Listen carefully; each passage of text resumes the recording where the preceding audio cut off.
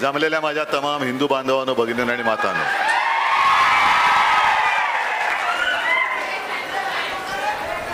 मी आज येताना पेपरमध्ये वाचलं, नाही नको अरे घेऊन जा, की कोणीतरी गद्दारांपैकी एकाने माझ्यावर टीका केली की मी जो का आज फिरतोय कुटुंब संवादासाठी, त्यांनी असं म्हटलं की हे आता मुख्यमंत्री नाही आहेत पण मुख्यमंत्री असल्यासारखेच फिरतायत. पण माझ्या लक्षात आलं मी मुख्यमंत्री नाहीये, कारण मुख्यमंत्र्यांच्या कार्यक्रमाला रिकामे सभा खुर्च्या असतात, माझे मंडप असतील, मैदानं गच्च भरलेली असतात, त्याच्यामुळे मी मुख्यमंत्री नाही हे मला माहिती आहे. एक 2 दिवसापूर्वी मी मावळमध्ये होतो, रायगड, आणि संध्याकाळची सभा होती उरणची. अक्षरशः थंडी वाजत होती आणि त्याच्यानंतर आज इथे आलो तर घामाच्या धारा फुटत आहेत.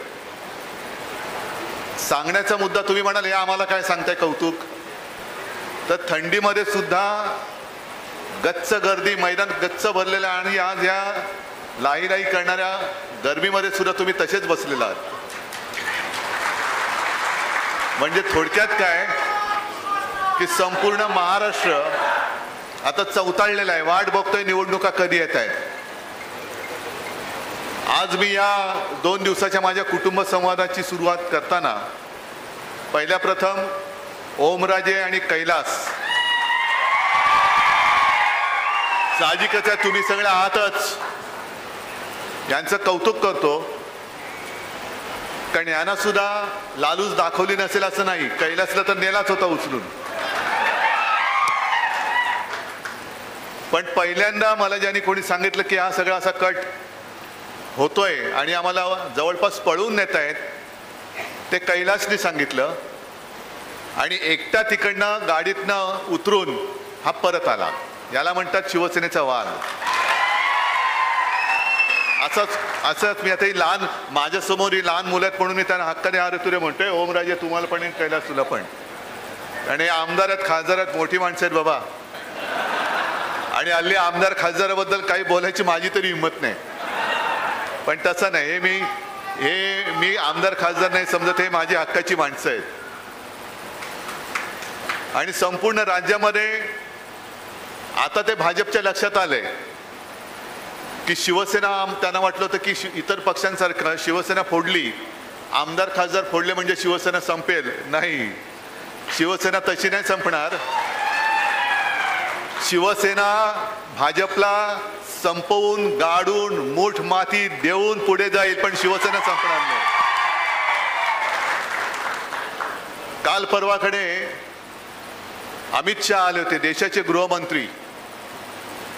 मणिपूर पेटले, तिकडे जायची हिंमत नाही, तिकडे शेपूट घालतायत, आणि महाराष्ट्रात फणा काढतात, हा नागोबा. काश्मीरमध्ये जायची हिंमत नाही, तिकडे शेपूट.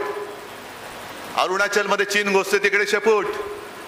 आणि असा शेपूट घाल्या गृहमंत्री महाराष्ट्रात येऊन आमच्यावरती फणा काढून गेला. माझ्यावरती काय बोललं ते दुसऱ्या नंतरच्या सभांमध्ये मी त्याचा समाचार घेईनच. पण यांची हिंमत होत नाही तिकडे जायची.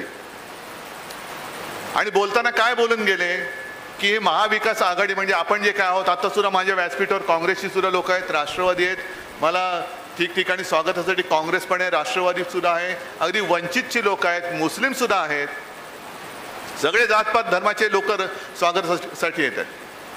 पण अमित शहाने एक नवीन शोध लावला की महाविकास आघाडी म्हणजे पंक्चर झालेली रिक्षा आहे. ठीक आहे, आमची तर रिक्षा पंक्चर झाले कारण आमची रिक्षा साध्या माणसाची आहे, पण तुमचं ट्रिपल इंजिनचं जे काय चाललंय, ट्रिपल इंजिन सरकार, त्याला तर भ्रष्टाचाराची चाकं लागलेत.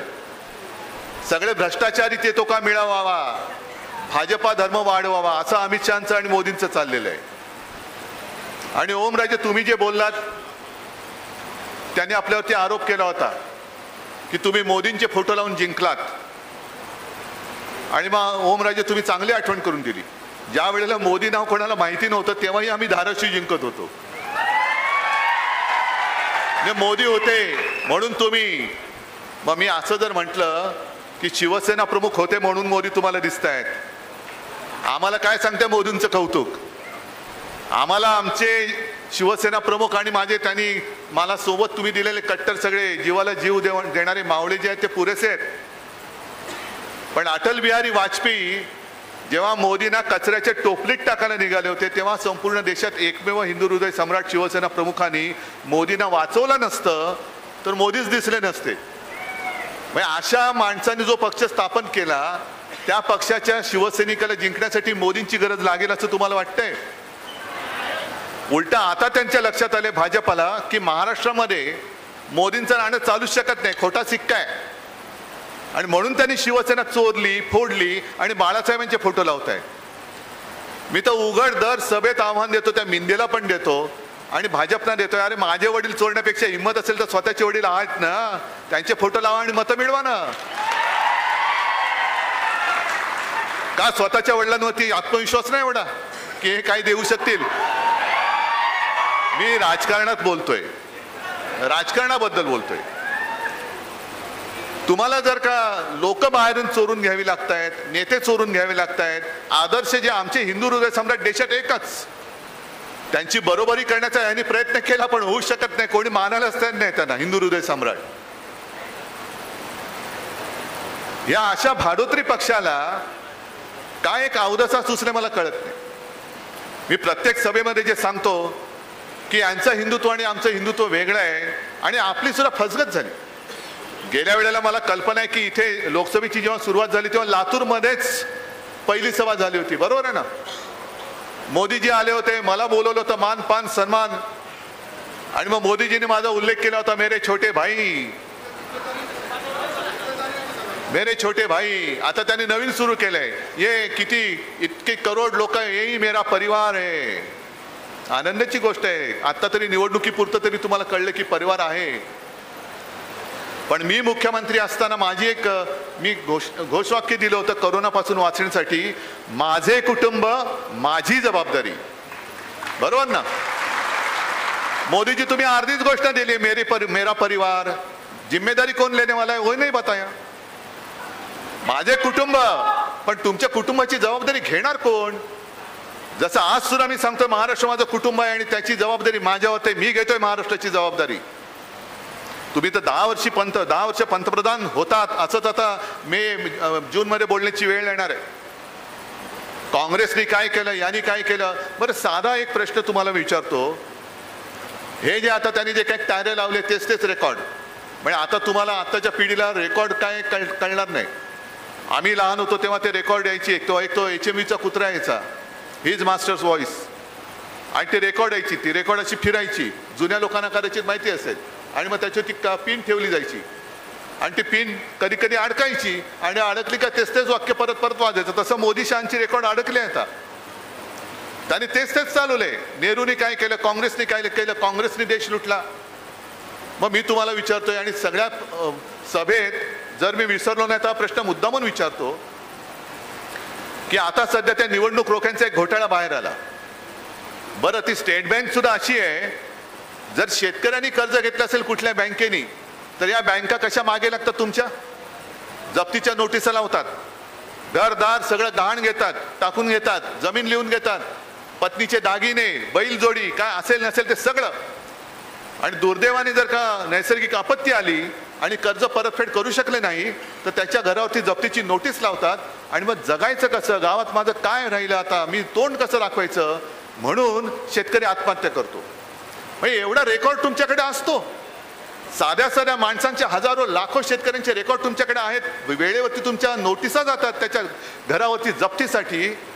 पण निवडणूक रोख्यांमधनं हजारो कोटी रुपये जे भाजपने जमवले, सुप्रीम कोर्टाने जे सांगितलं की किती आज काल 1-2 दिवसामध्ये आता असेल, मुदत संपत आली असेल, की तुम्ही तो तपशील द्या.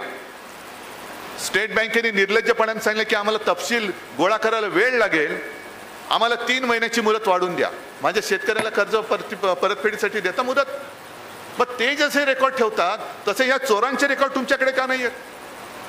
पण कर्ज रोखे नाही, निवडणूक रोख्यांच्या माध्यमातून भारतीय जनता पक्षाच्या तिजोरीत किती पैसे आले? माहिती आहे तुम्हाला?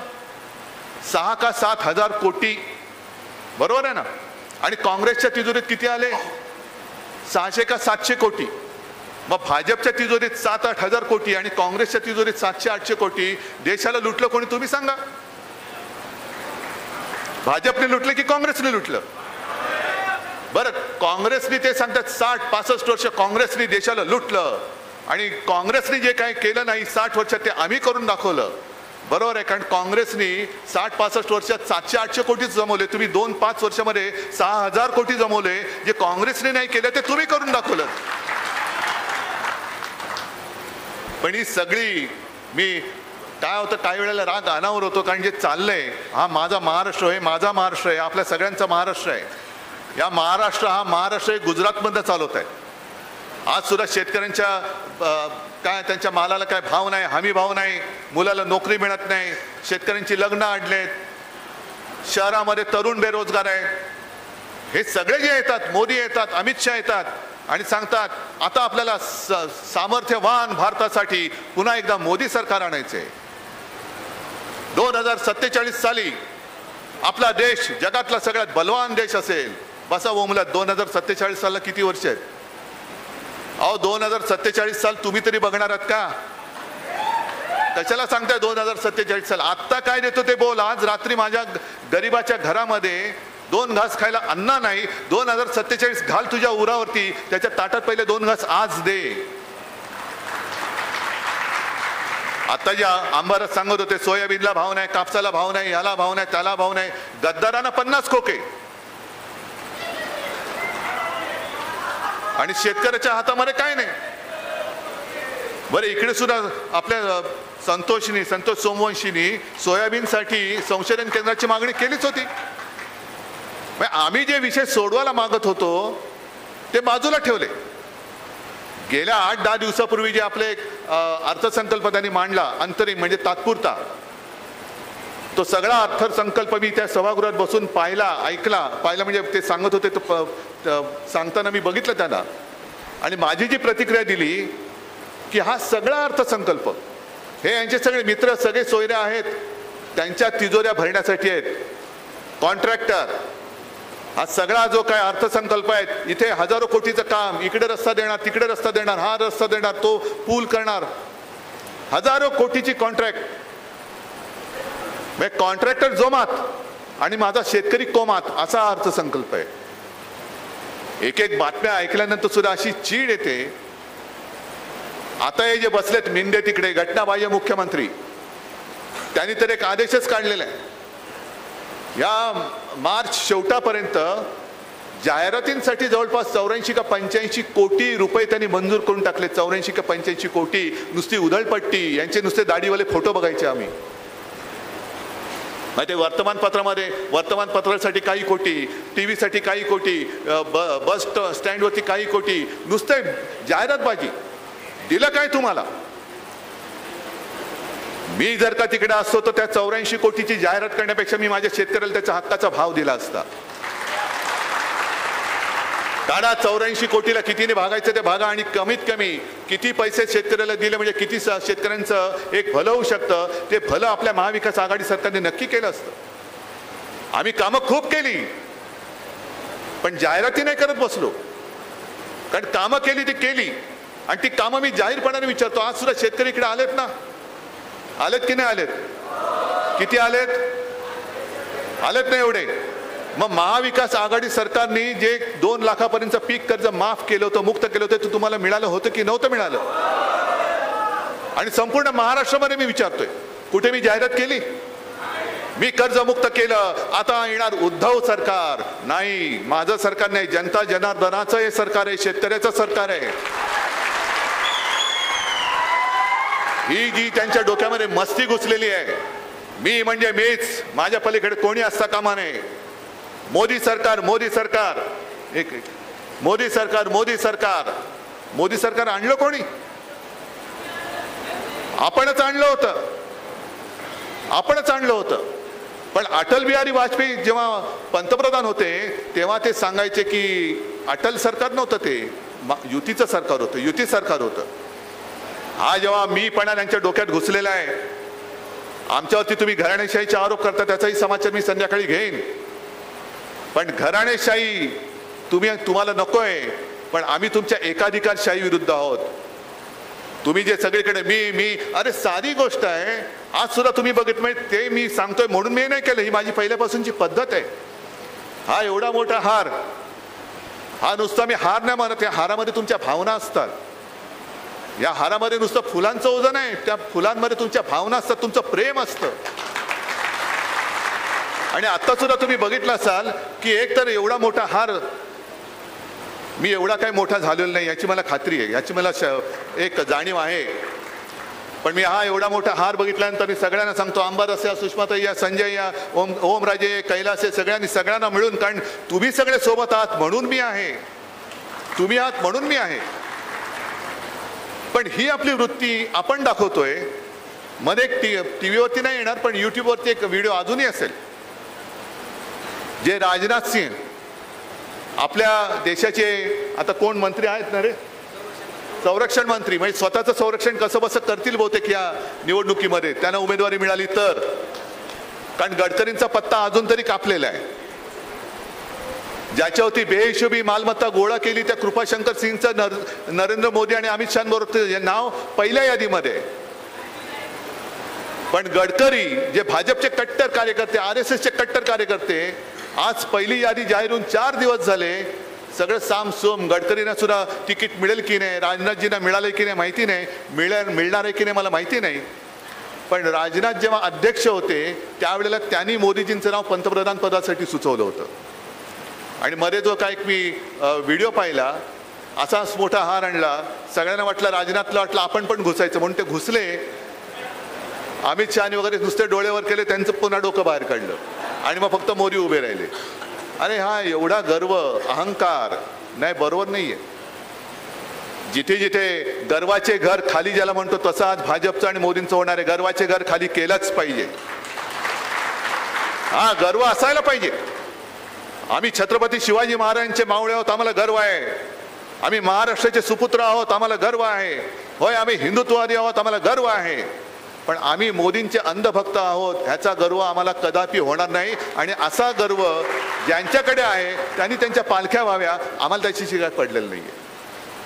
हा खरा औसा मतदारसंघ मगाशी उल्लेख झाला ते कोणाला तरी PA साठी, आणि एक खरं आहे कारण जागा वाटप झाल्यानंतर, कारण हा मतदारसंघ आपल्या दिनकररावने 2 वेळा जिंकला होता ना,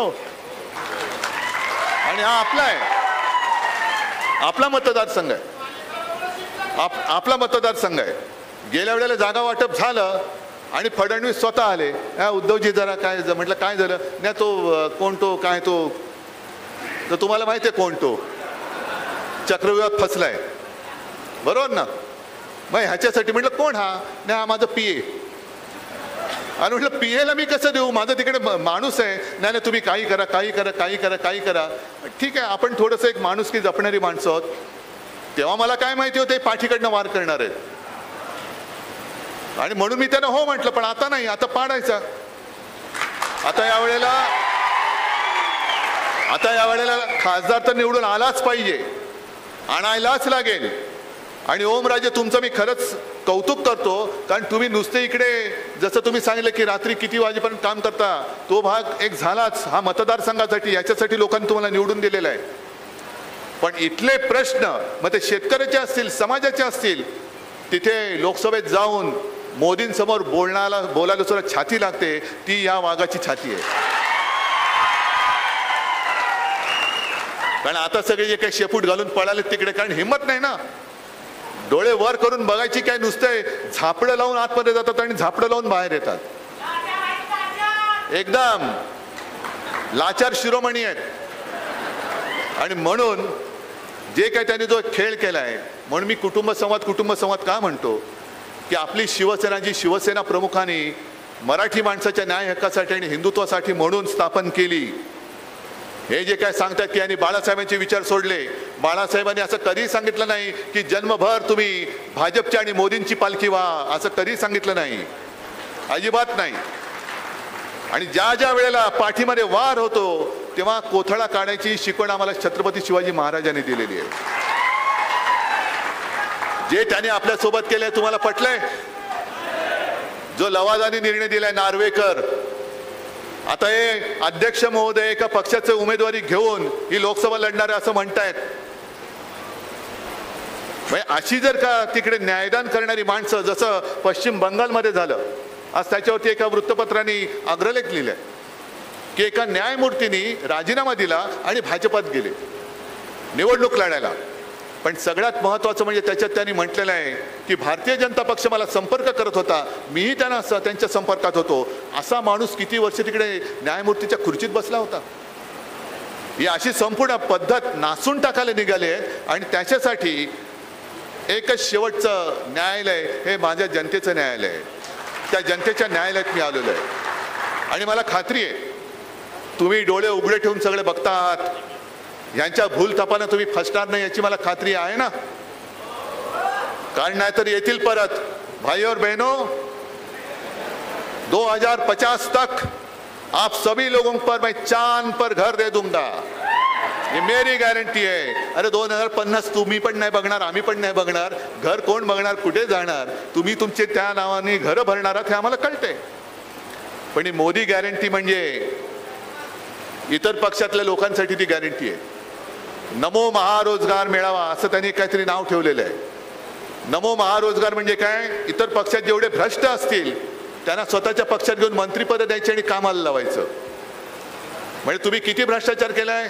5 कोटी, चला 50, थांब जरा, 500 कोटी ये, 70,000 कोटी, अरे बाबा ये 70,000 कोटी घोटाळा केला यांनी. याला तर उपमुख्यमंत्रीच केला पाहिजे. 70,000 कोटी ज्याच्यावरती आरोप केले त्याला उपमुख्यमंत्री केला असेल तर मुख्यमंत्र्यांचं गणित काय असेल मला नाही माहिती. पण आज हीच मोदी गॅरंटी आहे की किती पण भ्रष्टाचार करा, किती खा, भाजपात या, आपका बाल भी बाका नहीं होगा, ये मोदी गॅरंटी आहे. आणि त्या गॅरंटीलाच आपल्या छत्रपतींची शपथ घेऊन, आई तुळजाभवानीची शपथ घेऊन महाराष्ट्राच्या मातीमध्ये गाडून टाकायचे, पुरून टाकायचे. आणि मला खात्री आहे की तुम्ही एकदा जर का चौताळून उठलात तर महाराष्ट्रासमोर कोणतेही असं आव्हान राहत नाही की जे अशक्य आहे. आणि त्या विजयासाठी नव्हे, मी तर त्या विजयाची जबाबदारी अगदी खासदार आणि आमदाराच्या विजयाची गॅरंटी ही तुमच्याकडनं घेतोय. विजयाची गॅरंटी तुम्ही मला द्यायची आहे. आणि कदाचित मी प्रचाराच्या सभेला येणार नाही. उलट मी तर आता असं ठरवतोय की प्रचाराच्या सभेला जायचंच नाही. चालेल ना रे? पण विजयाच्या सभेला यायचं, विजयाच्या मिरवणुकीला यायचं आणि वाजत गाजत पहिला मला आपला खासदार आणि त्याच्यानंतर आपला आमदार दोन्ही विजयाच्या सभेला तुम्ही बोलवल्याशिवाय राहणार नाही अशी खात्री बाळगतो आणि आपली रजा घेतो.